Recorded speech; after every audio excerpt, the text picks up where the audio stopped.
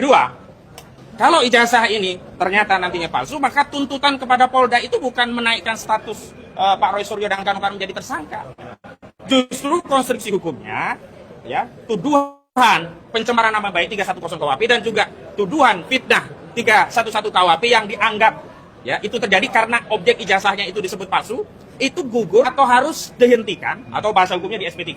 Jadi penyidik Polda semestinya justru wajib menerbitkan SP3, surat pemberitahuan pemberhentian penyidikan begitu. Sehingga apa, kasus ijazah palsu yang dilaporkan sebagai pencemaran oleh saudara Joko Widodo itu dihentikan di Polda. Dan hari ini justru kami datang ke Barreskrim, tadi juga sudah ada surat yang diserahkan melalui Irwasum. Apa? Ini adalah temuan yang harusnya membuka kembali kasus dugaan palsu 263 KUHP yang sebelumnya sudah dilaporkan namun dihandle proses penyelidikan. Tapi yang paling penting adalah nomenklatur penghentian penyelidikan itu bukan nomenklatur yang menjadi kewenangan penyidik, karena penyidik sebenarnya tidak punya kewenangan untuk menghentikan dalam bentuk surat keputusan seperti SP3. Karena penyelidikan itu kapanpun ketika ada bukti yang bisa ditelaah lebih lanjut, ya bisa dibuka kembali. Karena itulah kami tadi juga melalui Irwasum, melalui Pak Rizal Fadila sudah mengirim surat dan nanti suratnya akan ditelaah lebih lanjut.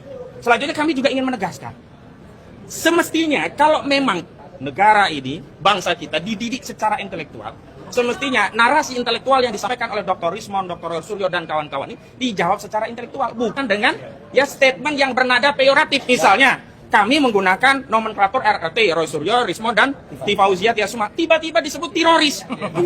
Benar-benar tidak bermoral begitu loh. Memang benar kalau mereka merasa diteror dengan kasus ijazah palsu ini, sederhana dijawab dengan meminta kepada Presiden Joko Widodo, Presiden ke-7 Republik Indonesia, untuk menunjukkan ijazah itu. Sebenarnya yang membuat teror, yang memecah belah adalah keengganan saudara Joko Widodo untuk menunjukkan ijazahnya.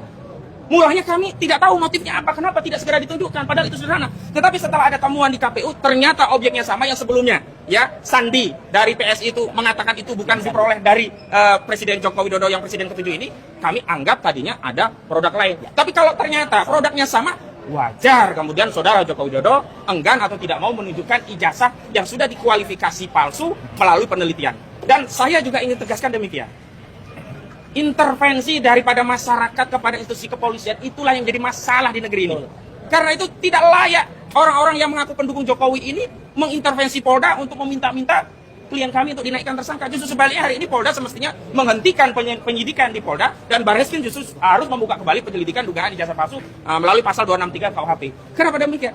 Karena mereka yang konferensi pers pada tanggal 2 Oktober yang lalu itu tidak punya legal standing.